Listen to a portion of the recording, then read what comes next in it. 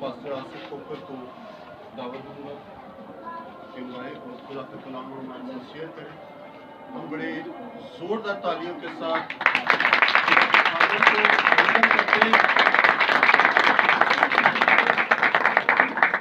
सबों की सलामती हो। शुरू करता हूँ यशवा मसीहा के नाम से जो नहायत मेहरबान है, जिसके आगे हर एक घुटना झुकेगा, वह आसमानियों का हो, वह जमीनियों का, वह उनका वो जो जमीन के नीचे हैं। हालेलुया। मैं खुदा का शुक्रगुजार हूँ कि खुदा ने आज ये मौका बख्शा कि इस खानदान में खुदा के कलाम की खूबसूरत और शीरी बातों को बयान किया जा सके। और मैं नहायत ही शुक्रगुजार हूँ बिशप साहब का, बिशप आकाश साहब का, जिन्होंने ये मौका मुझे बख्शा ताकि खुदा की खिदमत का तोड़ा जो उसने मुझे दे रखा है उसको मैं मुकद्दस चर्च ऑफ गॉड के साथ मिलकर सरंजाम दे सकूं। तो मैं उनका, उनके पूरे खानदान का, उनकी फैमिली का मैं दिल से शुक्रगुजार हूँ। मैं चाहता हूँ एक दफा जोरदार तालियां खुदा के खातिर के लिए। और जब मुझे उन्होंने इस खिदमत का मौका दिया तो उन्होंने कहा कि मैं चाहता हूं कि मेरे घर से शुरुआत की जाए, मेरे घर में आप इबादत के लिए जाएं, दुआ के लिए जाएं। और मैं चाहता हूं ये इबादत, ये दुआ जो है मैं अपने पेरेंट्स के लिए करना चाहता हूं। मैं शुक्रगुजारी की दुआ करना चाहता हूं, चूंकि वो बीमार है तो आप जाएं, वहां जाकर उनके लिए दुआ करें। तो आज का जो जिंदगी बख्श कलाम मैं आपके साथ शेयर करूंगा वो बड़ा खूबसूरत कलाम है। और आज हम सीखेंगे खुदा के कलाम से कि किस तरह हम खुदा के कलाम से बरकत को ले सकते हैं, शिफा को ले सकते हैं। और मैं आपको बताता चलूं, मेरे साथ खुदा के खादम पास्टर सदीक सैमुअल साहब हैं, जिनका ताल्लुक आसफ टाउन हाजी पार्क से है। और हमारे साथ पास्टर जोसेफ नजीर, जिनका ताल्लुक बहार कॉलोनी से है। भाई कासिम, जिनका ताल्लुक बहार कॉलोनी से है। और प्रस्तार और म्यूजिशियन दाऊद सलीम, जिनका ताल्लुक बहार कॉलोनी से है। और मेरा नाम पास्टर आसिफ खोकर है और मेरा भी ताल्लुक बहार कॉलोनी से है। तो आज जो कलाम की सादत को हम हासिल करने जा रहे हैं वो खुदावंद के बंदा दाऊद नबी के ज़बूरों में से हम सीखेंगे कि यहाँ पर खुदा का कलाम आज हमें क्या सिखाना चाहता है। और जिस बात के मुतालिक आज हम सीखेंगे वो है कि तू अपना मुंह खूब खोल। तू क्या कर? अपना मुंह खूब खोल। तो इसके लिए हम एक हवाला पढ़ेंगे, ज़बूर 81 उसकी 9वीं और 10वीं आयत। ज़बूर 81 उसकी वर्स 9 to 10। इससे पहले कि कलाम पाक पढ़ा जाए, मुकाशफा की किताब उसका पहला बाब और उसकी 3वीं आयत में लिखा है कि इस नबूवत की किताब का पढ़ने वाला और सुनने वाले और जो कुछ इसमें लिखा है डिपेंड करता है। आए कलाम पाक को पढ़ते हैं। यहाँ पर यूं लिखा है,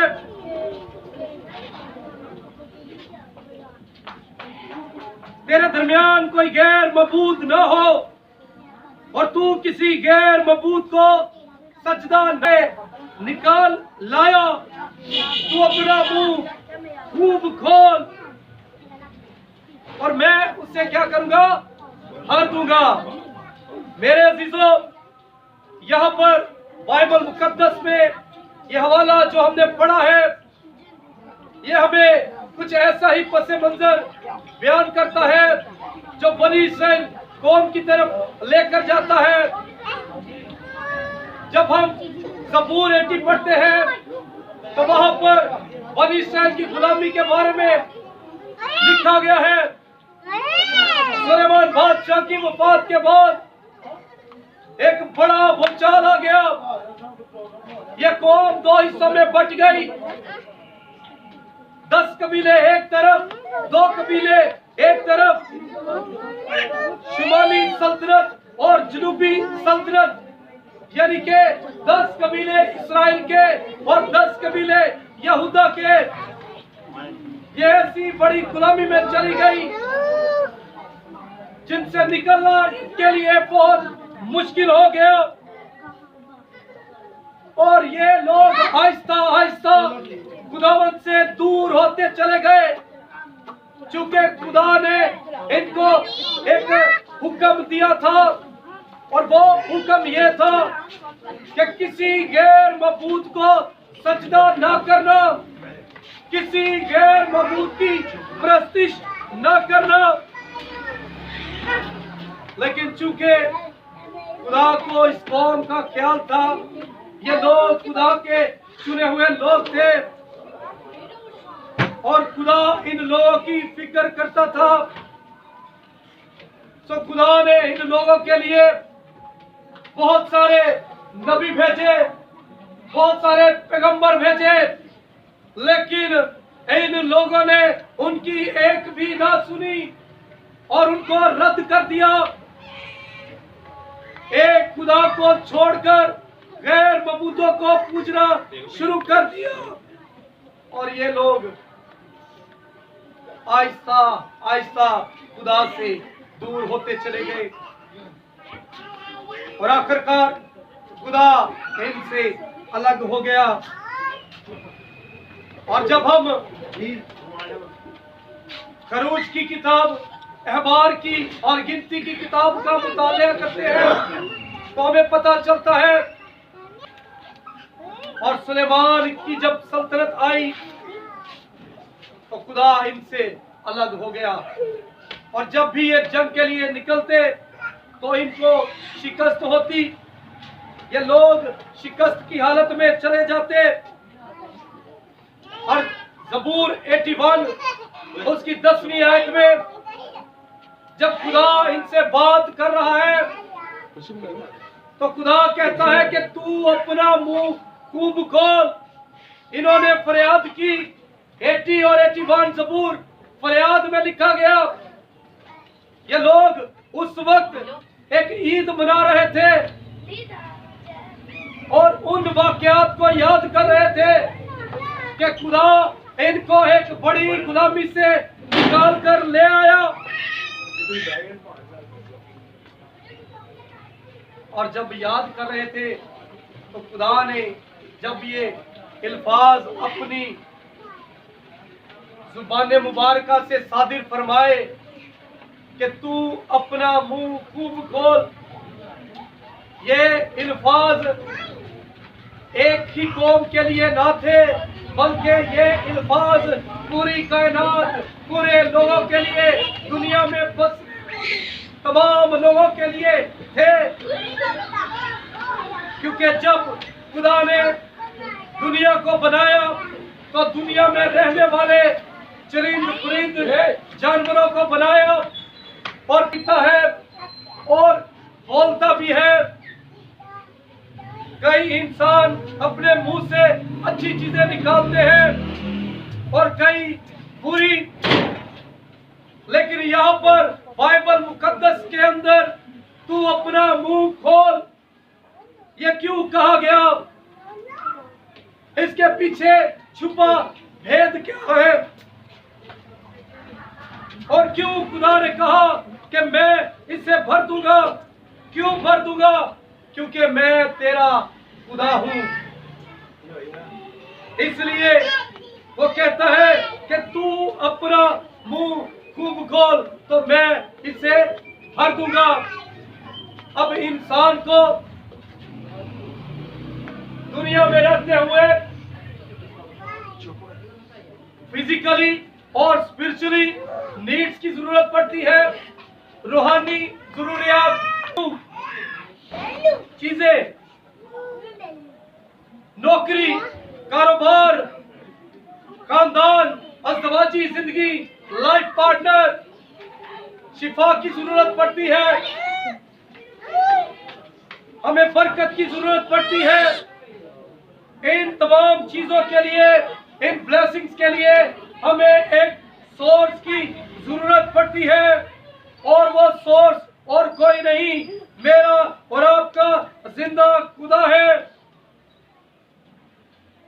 फॉर एग्जाम्पल, अगर कोई शख्स बीमार पड़ जाता है तो उसे एक डॉक्टर की जरूरत पड़ती है, लेकिन मेरे अजीजों, बाइबल मुकद्दस के अंदर ये सोर्स बड़ा ही सस्ता है, बड़ा ही मुफ्त पाए जाने वाला सोर्स है। सिर्फ करना क्या है कि तू अपना मुंह खोल। खुदा ने हमारे साथ एक वादा किया था, और वो वादा ये था कि मैं तेरे लिए अपने इकलौते बेटे को बख्शूंगा, भेजूंगा, और उसने ये वादा पूरा भी किया। बाइबल मुकद्दस के अंदर एक औरत के मुतालिक हम पढ़ते हैं। वो औरत जो 12 साल से बहुत सारे डॉक्टरों को, बहुत सारे तबीबों को दिखा चुकी थी, लेकिन शिफा उसको मिलना नामुमकिन सा हो चुका था। लेकिन जब उसने यीशु के मुतालिक सुना तो उसने उस सोर्स को अपनाना चाहा, उस सोर्स के पास जाना चाहा, पसंद किया कि मैं जाऊंगी और देखूंगी कि ये क्या कर सकता है। अजीजों, ये सोर्स ऐसा है, इसके लिए आपको अपनी ज्वेलरी नहीं बेचनी पड़ती, अपनी गाड़ी नहीं बेचनी पड़ती, अपना मकान नहीं बेचना पड़ता। सिर्फ और सिर्फ क्या करना पड़ता है, तू अपना मुंह खोल। एक वाकया और हमें बाइबल मुकद्दस के अंदर मरकज की अंजीर उसके 10वें बाब में मिलता है, और वो वाकया बहुत ही मशहूर वाकया है। एक अंधा शख्स जो बैठा मांग रहा था, उसके साथ और भी कुछ लोग थे जो बैठे मांग रहे थे, लेकिन जब उसे पता चलता है कि वो इब्ने दाऊद, वो निजात दहिंदा वहां पर आ गया है, तो वो चिल्ला उठा, ए इब्ने दाऊद, ए खुदा ताला के बेटे, मुझ पर रहम कर। वो उठ खड़ा हुआ। बहुत सारे लोगों ने उस वक्त उसे रोका भी होगा कि तू ते भीख मंगन वाला है, तेरी किवें सुनेगा। तू देखता है कि भीड़ उस पर चढ़ी पड़ी है, वो तेरी बात, तेरी आवाज किस तरह से सुनेगा। नहीं मेरे अजीजों, अपना मुंह खोलने के लिए आपको एक वलवले की जरूरत है, जोश की जरूरत है, कुछ करने की जरूरत है, और वो सिर्फ और सिर्फ ये है कि तू अपना मुंह खूब खोल। आपको कोई टेस्ट नहीं करवाना पड़ता, आपको किसी डॉक्टर के पास जाना नहीं पड़ता। उसने क्या किया, जब उसने अपना मुंह खोला तो यीशु नासरी वहां पर रुक गया। Hallelujah, hallelujah, hallelujah. यीशु ने उससे पूछा कि तू क्या चाहता है जो मैं तेरे लिए करूं, तो उसने क्या कहा, उसने कहा मेरी दुनिया तारीक है, मेरी जिंदगी के अंदर अंधेरा है, मैं चाहता हूं मेरी जिंदगी के अंदर उजाला हो जाए, मेरी तारीख, मेरी अंधेर नगरी के अंदर उजाला हो जाए और रोशनी हो जाए, मैं चाहता हूं।